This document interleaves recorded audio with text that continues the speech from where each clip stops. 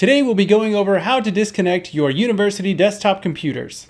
This is important because if you don't disconnect your cables properly, you run the risk of damaging the cables or the ports on your computer itself. Once your computer is at home, you will still need to install VPN software to connect to your shared drives at home. Even if you don't connect to shared drives, you will still need to connect to the VPN at least once a month to authenticate your Windows 10 install and validate the license for Microsoft Office. Lastly, if you are unable to run an Ethernet cable to your computer directly, you may need to invest in a USB Wi-Fi adapter to connect to your home network. But don't worry, we'll cover that at the end. Let's get into it. Your university desktop will look similar to this one. First, make sure your computer is shut down completely. Next, disconnect the computer and monitor power cables from the wall or power strip. Now, disconnect the power cable from the desktop itself. Moving down the line, disconnect the USB cables from the mouse, keyboard, and monitor. An important note about display cables, some may have a tab like this one on the left. If your DisplayPort cable has a tab, be sure to press down firmly and then pull it from your computer, as seen here.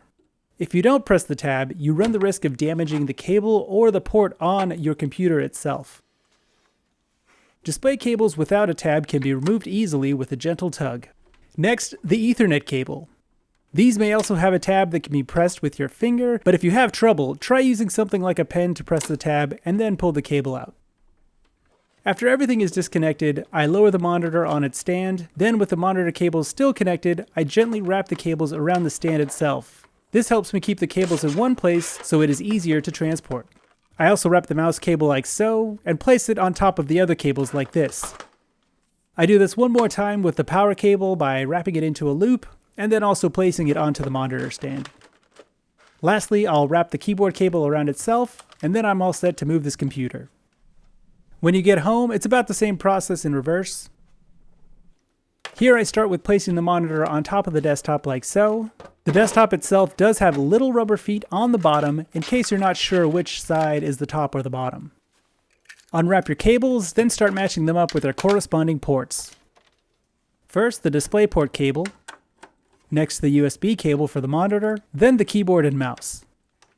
USB cables can be tricky, but if your computer is right side up, then just make sure the USB symbol is on the top side of the cable when you plug it in. A good thing to keep in mind is that these cables should connect with minimal effort, so if you feel like that isn't the case, just check to see if it is upside down or not. Then we plug in the Ethernet cable and the power. Finally, we connect the power cable to the wall or power strip. And that's it, you're all set. So that covers disconnecting and preparing your desktop for transportation and then reconnecting everything once you get home. Don't forget, you will need to install Cisco AnyConnect to access the VPN.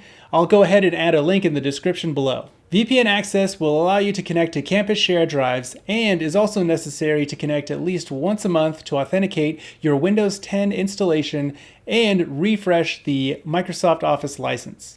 Finally, if you are unable to run a network cable directly to your computer, you will need a USB Wi-Fi adapter to connect to your home wireless network. The university uses something similar to this one here, but you should be able to find something similar at Best Buy or on Amazon. As always, feel free to reach out to us at lawhelpdesk.scu.edu if you have any questions, or check out some of the other how-to videos on this channel. Thanks for watching.